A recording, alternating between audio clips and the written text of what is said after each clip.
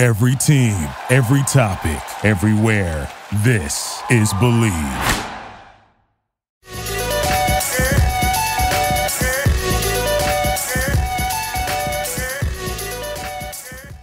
All right, ladies and gentlemen, welcome back to Zero Dark Nerdy, the galaxy's favorite pop culture podcast, brought to you by the Believe Podcast Network, betonline.ag for all your sports betting needs, Golden Ticket Cinemas with the brand new Hollywood Ale House right here in Greensboro, North Carolina, and 19 other locations across the United States, and our good friend Sailfish Comics, 3 locations here in North Carolina, 1 in Concord, 1 in Winston-Salem, and our good friends on Stanley Road.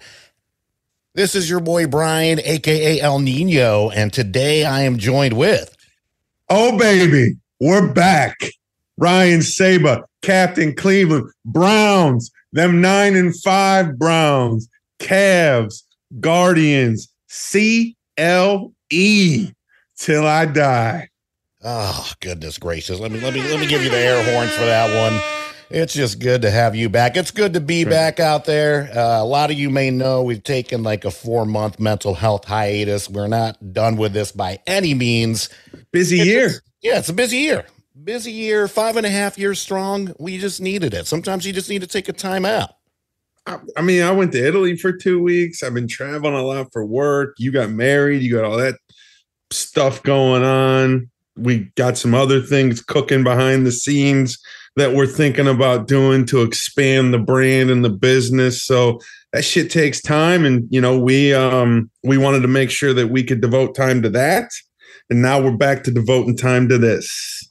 Exactamundo. And something spectacular happened during your Italy trip. You want to let the world know? I mean, come on. You know, after almost 13 years, you know, it make me cry. I decided to make Courtney the luckiest woman on the face of the earth. You know what more can I say? We got engaged in Rome. So, you know, we'll see. When you see me, don't ask me when the date is. Don't ask her when the date is. You know, the party line is, I don't want to ruin this moment by thinking about the next moment. So we're going to take some time. A lot of things going to happen between now and then, so we'll see. But I appreciate you bringing that back up. So yeah, it's we're all happy for you. And listen, all you ladies out there, I'm half off the market now. You had your chance, you blew it. That's all I gotta say. That's right. Both of us off the market. I got married back in March to my lovely wife Ashley. There was a lot going on during this break, right? I had New York Comic Con with my daughter, which was a blast. Got to meet Norman Reedus. Got to meet Tom Hardy, of all people.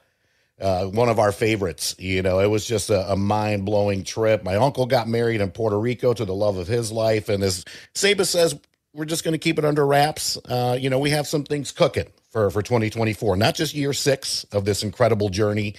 We did just partner up with Golden Cinemas. Pitbull lover and dog advocate Tom Hardy. Yes. Let's give him the correct title there. So That's love right. Tom Hardy. Yeah.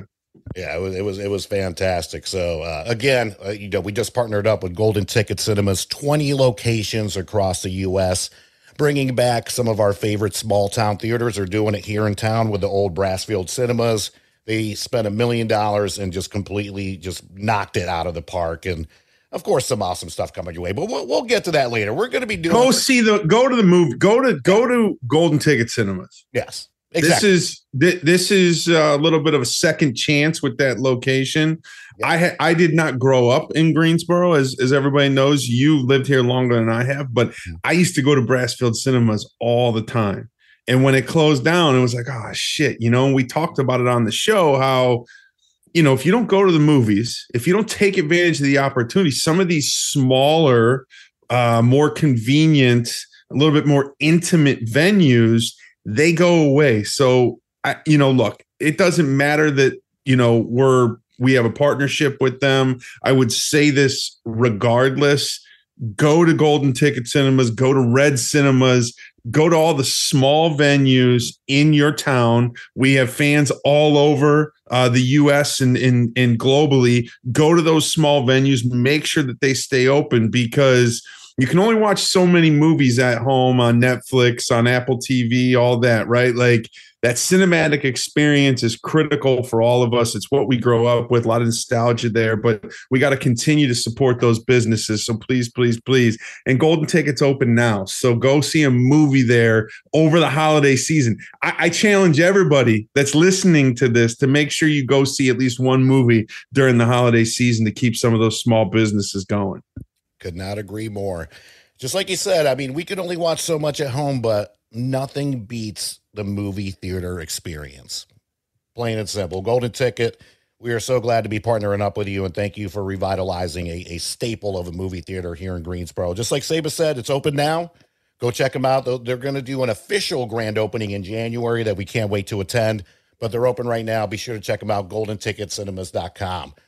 So, we figured it'd be fitting to come back and recap this crazy year. We're, in the middle of a recession, getting ready to go to an election year next year, and that's another topic for another day. But, there's been some shows and some movies we want to dive into a little bit, and, some surprises, some flops, some disappointments, and, just some all-around great cinematic adventures. So let's kick this off with Captain Cleveland. What are some of your, you could say, highlights for 2023? And I guess we'll go ahead and start with movies. You want to start with movies. So I want to preface all of this by saying, one of the things that we talked about on one of our last episodes when we had our friend Michael Turek on is that, we just went through a work stoppage in Hollywood across the board. Mm-hmm. So the back half of this year, there wasn't a lot of new content. A lot of things got pushed, and I talked about it being a busy year. Full disclosure, there was a lot of things this year that I have not seen, both TV and movies that I want to. I plan on sort of refocusing and making more of a commitment in 2024 to go back. I didn't watch this last season of Succession. I still haven't watched The Last of Us. And that's just to name a few. There's a lot of things that I haven't seen the Marvels, for Christ's sake. So, there's just a lot of things that I haven't seen yet. So I want to preface it by saying that. So let's talk movies. What are my 3 favorite movies of 2023? I didn't see a lot of movies, and what I did see, I really, really liked. I'll start with kind of we'll go 3-1 on this. I would say my 3rd favorite movie of the year, very on brand for me, was Guardians of the Galaxy Volume 3. That's the last film that I actually saw in the theater after that big rant about going, what? Watching movies in the theaters. I told on myself, we had an episode, we talked about it. Great movie. Go back. I encourage you. You can hear all my thoughts on that. Both of us, our thoughts on Guardians of the Galaxy Volume 3. If you haven't seen it, it was a really well done movie. It was a good farewell to that piece of the Marvel Cinematic Universe. Some components of that group will be back down the line, but the majority of it will not. So I thought it was very tastefully done. And obviously, the last movie for James Gunn before he went to DC and is playing the Kevin Feige role for DC. So anyways, Guardians of the Galaxy Volume 3, loved it. Superhero movie, a lot of feels, a lot of smiles, a lot of, tearful moments. You kind of got everything.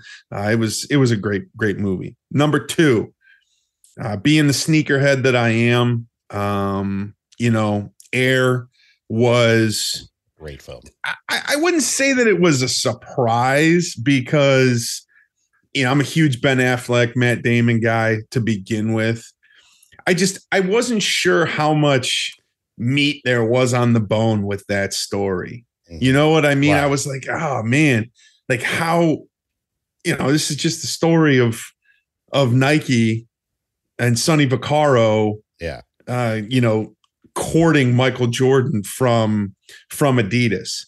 Yeah. And obviously they didn't even show Michael Jordan he didn't have any speaking parts or whatever.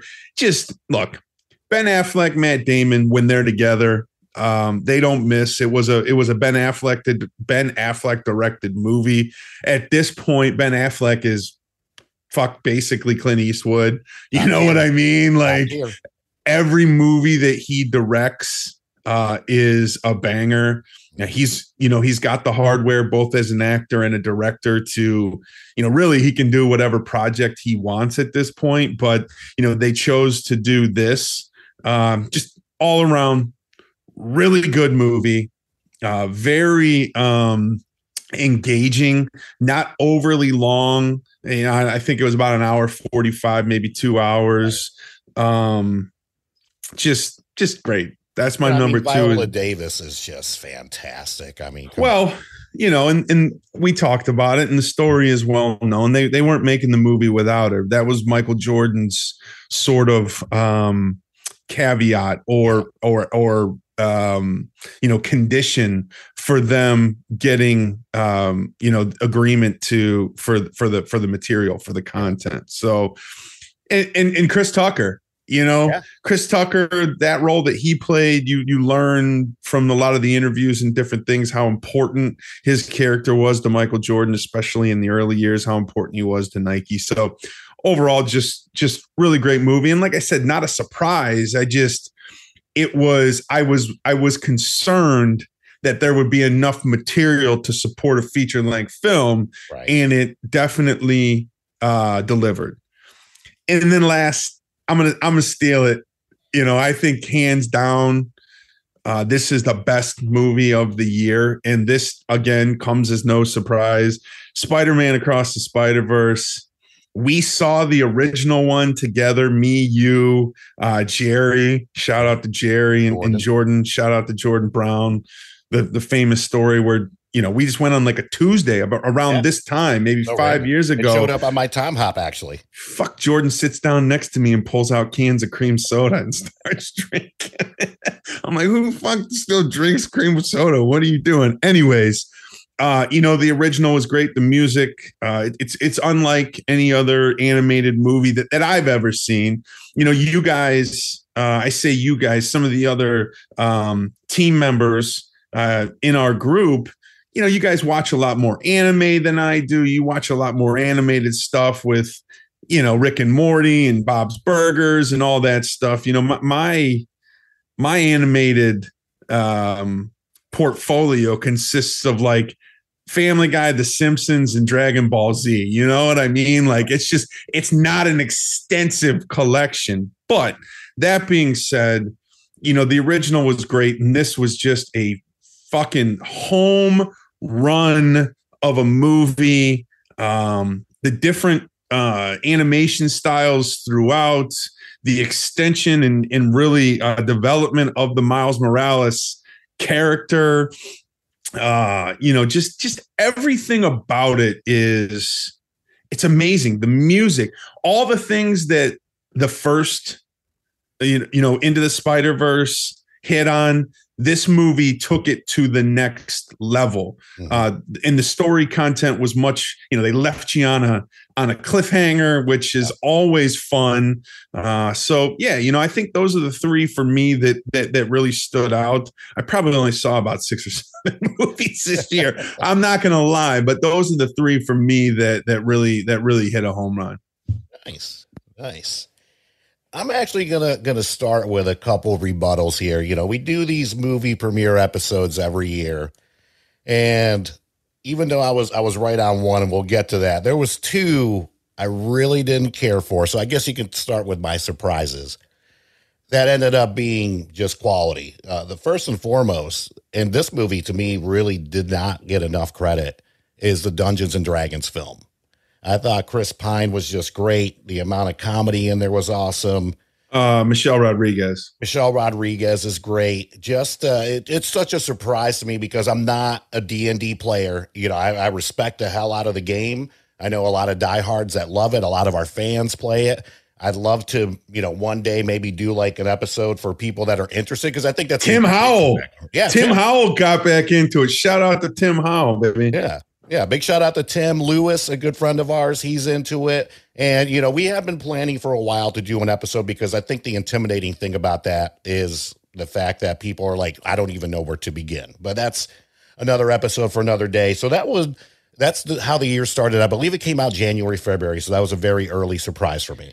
I have not heard anybody say anything bad about that movie. It's on my list. I spent a lot of time on airplanes this year. I almost watched it a couple times. I will watch it. That is definitely on my ever-growing list, that I keep of movies and shows that I need to watch. But I, just as sort of a piggyback on that, I haven't heard anybody say anything bad about it. Yeah, agreed. When it came out, it got a lot of fan love, and that's what had me watch it. I watched it at home, not in the theaters, unfortunately. So that one was my first surprise. My second surprise, which ended up being and still is the highest grossing movie of this year, and the highest grossing movie from a female director, the Barbie film. I just can't believe how great that was. It was entertaining. It was funny.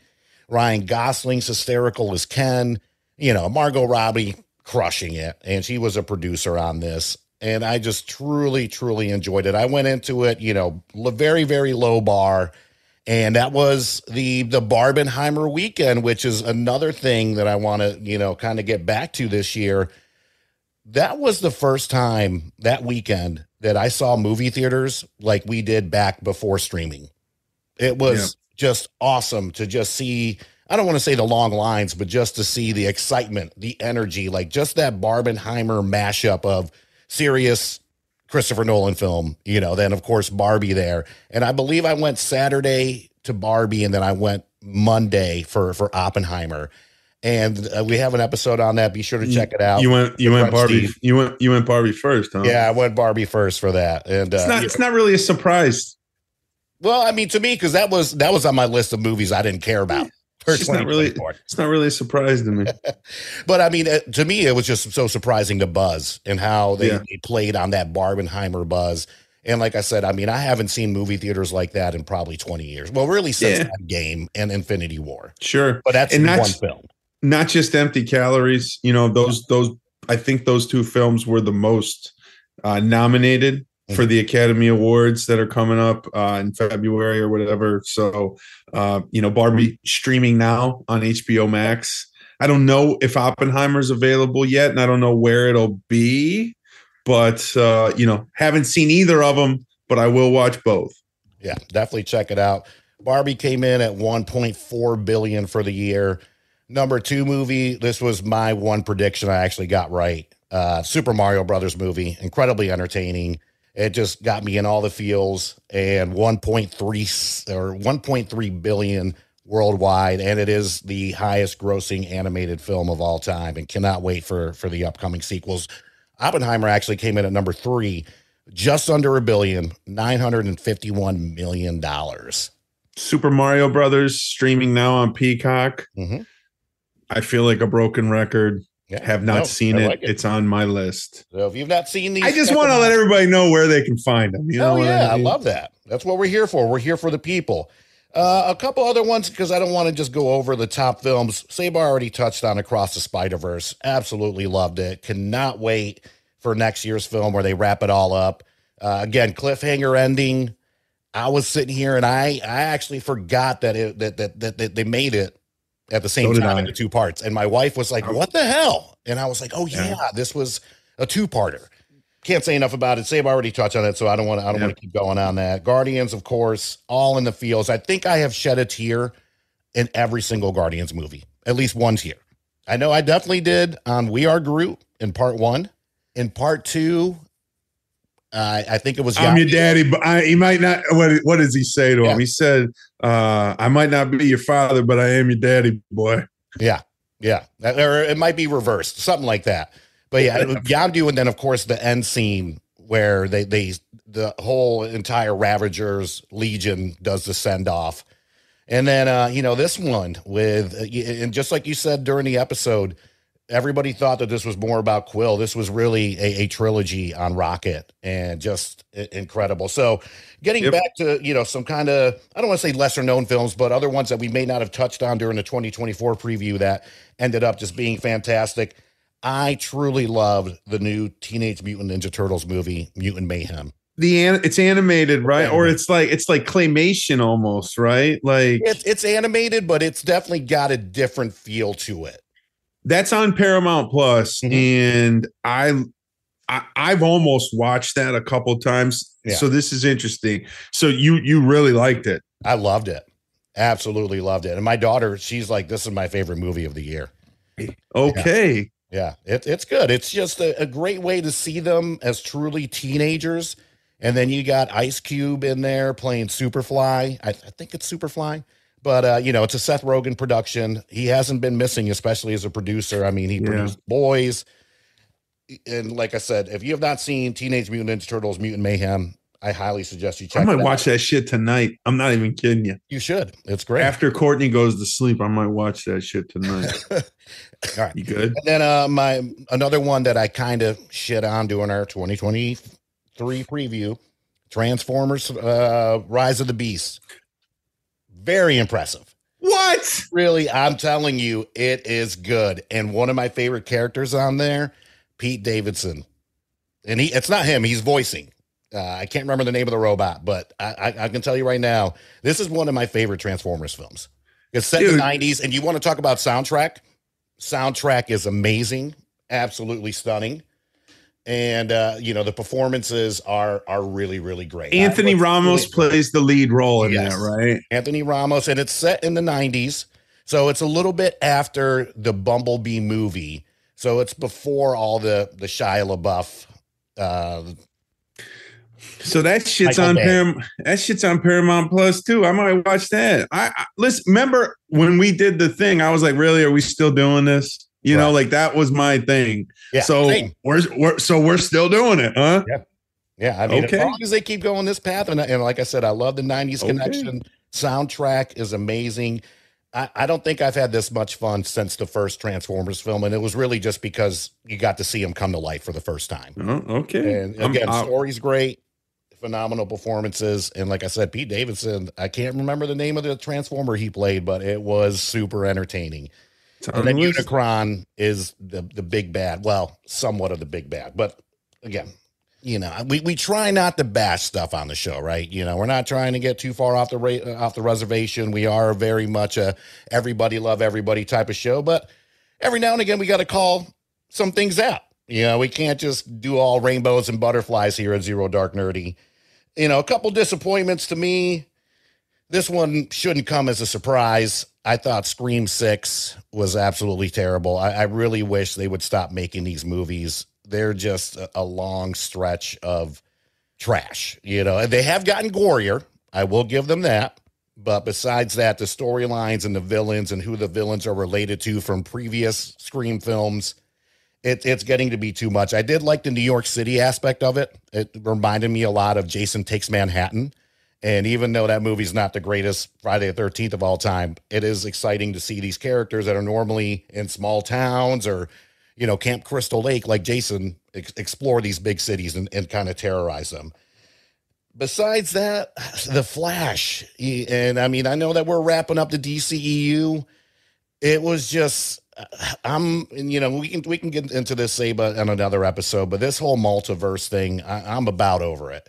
It just, and I'm talking for both MCU as well as especially the DCEU. Yeah. Of course, there's a whole Ezra Miller controversy, and then really you don't have a reason to go and see these movies because it's a combination of two things. I think that as a country, as a planet, there is starting to be some like superhero movie fatigue. A little bit. And these DCU movies are done, so there's no invested interest to watch these films. And I know Zack Snyder was trying to get Netflix, was trying to get Warner Brothers to agree to let him finish his vision on Netflix, and they shut it down. But it just was not fantastic. Which, this is exactly what I talked about. Not, we talk about the predictions that we made. I knew once they announced that James Gunn was taking over and that he was kind of starting with a clean slate. I knew that these movies were just going to be lame ducks. Yeah. I haven't seen The Flash. Awesome concept, right? Awesome concept. Multiple Batmans, all that shit. But it's just like, I'm not going to invest my time in a timeline that is ending when they're starting it all over. And quite frankly, it's going to be much better, much more cohesive, much better planned out from the beginning. And which, again, all topics that we talked about in our 2023 movie preview episode. So I'm going to tell you, Flash, I may never see it. And I guarantee I ain't going to fucking see Aquaman. So, I mean, that's it. And I was one of the biggest, over time, I was one of the biggest proponents of the DC movies. Once you start killing it off and starting over and just completely reformulating everything, I'm committing myself and my time and my effort into that. Yeah, couldn't agree more. But I do want to end this on a high note. And this was another surprise for me this year. And the good thing is there are plans to keep this character in the new James Gunn DC universe. Blue Beetle was such an entertaining film. I don't know much about the character in the comics, but, especially just being Hispanic, the Hispanic representation in the film is fantastic. And I just got to say, I watched it again the other day. I believe it's on HBO. And it's a really just fun film with a great storyline. And it's about family. Like, not that you're not about family, but, Hispanics, we're all about family. And just seeing everything from the grandma to the sister to everyone just being involved. It was surprisingly good. And James Gunn has said that there are plans to keep the Reyes character, Jaime, in the new DCU. So we'll see what happens with that. So that one is probably my last surprise of the year. I do want to give one shout out to the horror fans out there. I got to see one in the theaters this year. I normally try to wait for them to come home, but A24 likes to pump out some hits, especially some horror hits. This one was an Australian film, Talk to Me. This movie is good. It is terrifying. But it's also got a message in there as well, and I don't want to ruin this for anyone. So if you've not seen Talk to Me, I highly suggest you go check it out, and that one's for our horror fans out there. The fuck is wrong with you people? I'm talking horror fans. I mean, it's like Courtney will sit out on the couch, I'll come out there, and she's watching the show and she's crying. Right. Why the fuck would you watch something that makes you cry? In the same sense, why the fuck would you watch something that fucking terrifies you, man? Like, it's like a roller coaster ride. I get it. Yeah. I get it. Roller coaster rides are over in 14 fucking seconds, and I don't have fucking nightmares for 3 weeks over it either. So look, I'm with you all. Look, I'm not against it. I'm just saying, man, like, it ain't happening with me, man, ever. Yeah. So, all right, Saba. So something new we're going to do this year. I'm going to ask everyone that comes on a this or that question and then a trivia question, because we have quite the amount of trivia nights out there. So we're going to start with this or that. James Franco or Dave Franco? Well, unfortunately, if you'd asked me that question 3-4 years ago, it's James Franco, but James got some shit going on. Yeah. Let's just go on the acting prowess. Like I am. Yeah. And look, James Franco hasn't done anything very good in a while. Yeah. Dave has been in some stuff. He was in the Neighbors movies with Zac Efron and Seth Rogen. You know what, dude? I'm gonna go Dave. Yeah. I'm gonna go Dave Franco. There you go. And I got to say, I think Dave Franco is a funnier actor when it comes to comedies. Nothing against James. I just think Dave is funnier, and especially Unfinished Business with Vince Vaughn. Check it out if you've not seen this movie. It is absolutely hysterical, but I got to go with Dave Franco as well. So that's your this or that question for this episode. Now I have a trivia question for you. So, by the way, if you're here in the Greensboro area, please be sure to check out our website, popculturepodcast.com. Go to the event page. You will see all of our trivia nights, or at least a majority of them. We're doing trivia, big shout out to Jadon, doing trivia, him and his team out there, 6-7 nights a week, all over the place. So here's my trivia question for you. What movie franchise has the most films? I'm going to go the Fast and the Furious. Final answer? Final answer. So no. And I'm going to give you the top two. All so right. the Am movie, I even in the top two? No. The movie the franchise with the second most amount of movies in it, James Bond. I believe they're in the 20s. Yeah. But right now, Idiot. the king of monsters, Godzilla, 37 films currently to its name. Yeah, but they got all those fucking weird ones that only came out in Japan and shit. I guess I should have thought, look, this shows everybody that this is real. Like we didn't just plan a fucking trivia question. Like, exactly. Fuck the James Bond thing I should have got though. I thought that was going to be your guess. Well, there's a ton of Fast and Furious movies. There's, tons of Lord of the Rings, and you got The Hobbit and all that. Harry Potter, there's a ton. But and it's not even official because you go on some sites, it's 38 Godzilla movies. It's 35, but really it's 37. So that's all. No worries. I'm gonna get another one. I'm gonna get another one on. I'm gonna get more right than I get wrong. That's right. Anything before we sign off on our first episode back from our break? God, I'm so glad to be back. I think we said it all. Just appreciate the fans' patience. We've been doing this for 5-6 years. We had the water cooler going for a couple years in there. Life, careers, everything sort of gets in the way. So just appreciate everybody's patience, and we're going to be back and better than ever. And we love you. We missed you. I mean, he summed it up for us. This is Brian from Zero Dark Nerdy, my man, Captain Cleveland Saba. Be sure. And that's going to wrap it up for our latest episode of Zero Dark Nerdy, the galaxy's favorite pop culture podcast. Big thank you to our sponsors, the Believe Podcast Network, betonline.ag, Golden Ticket Cinemas, in particular, Hollywood Ale House, right here in Greensboro, North Carolina, the old Brassfield Cinemas location, and Sailfish Comics with 3 locations in NC, 1 in Concord, 1 in Winston-Salem, and 1 right here in Greensboro on Stanley Road, right across from Best Buy. As always, feel free to check out our website, popculturepodcast.com, for all your entertainment news and notes, courtesy of our good friends over at Zibster.com. That is Zibster. And on behalf of everyone from Zero Dark Nerdy, thank you so much for listening, and we'll see you next week. Thanks.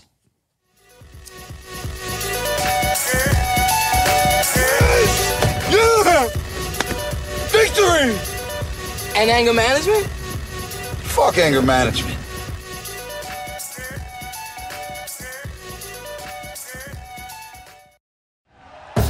Thank you for listening to Believe. You can show support to your host by subscribing to the show and giving us a 5-star rating on your preferred platform. Check us out at Believe.com and search for BLEAV on YouTube. Hey, it's Michelle Beadle. That's right, the Michelle Beadle. You're welcome. You love talking about sports. I love talking about sports. You know the only thing cooler than talking about sports? Sports! And right now, all your favorite sports are on Sirius XM. I'm talking every NFL game, every game from the NBA, NHL, MLB, every NASCAR race, golf major conference college sports, and all the top games in the WNBA. If it gets your heart pumping, it's on Sirius XM. To start your free trial of Sirius XM today, visit SiriusXM.com/believe.